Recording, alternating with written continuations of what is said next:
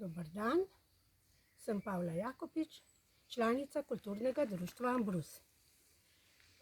Likovna sekcija.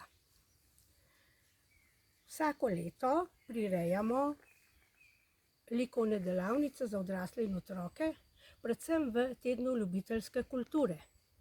Letos smo pripravili tematiko Kozlovska sodba v Višnji gori Josipa Jurčiča, ker je pač Jurčičevo leto.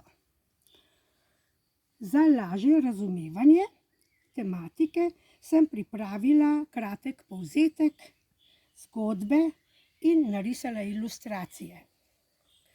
Vse to sem predstavila otrokom z gledališčem Kamišibaj, ki ga je napravil oziroma naredil tudi naš član kulturnega društva Toni Žnidaršič. Zelo sem mu hvaležna. Bolj enostavno je bilo to predstaviti. Sedaj pa lahko začnemo.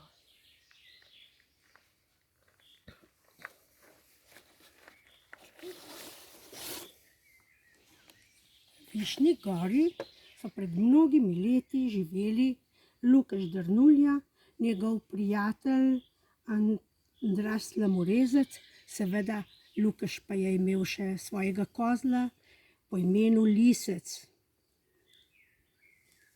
Zelo pomembno, ker to je bil njegov prijatelj.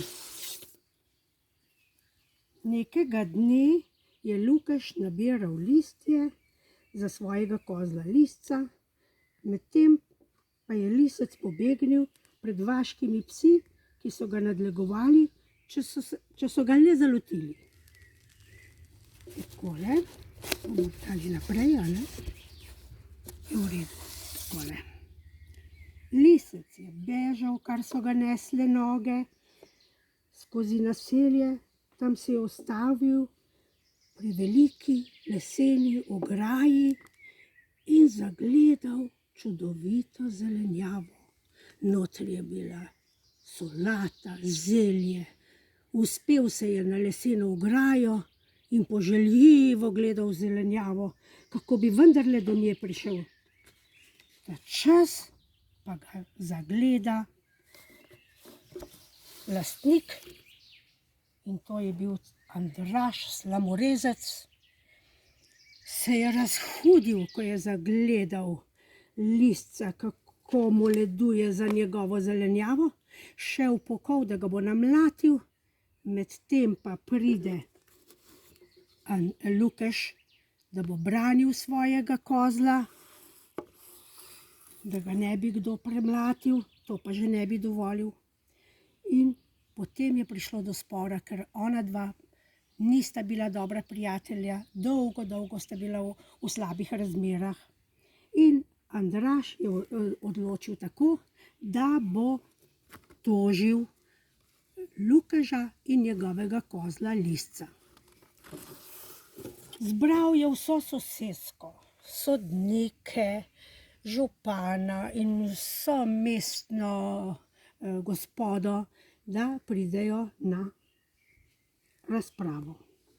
Prispeli so, pregovarjali se, nikakor se niso mogli odločiti, kakšna naj bo razsodba.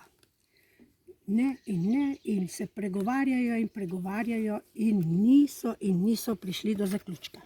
Nato se pojavi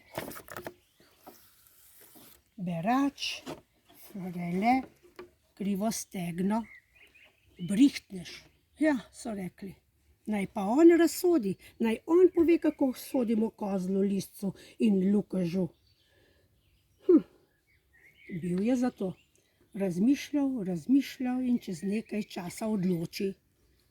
Takole bo, je rekel.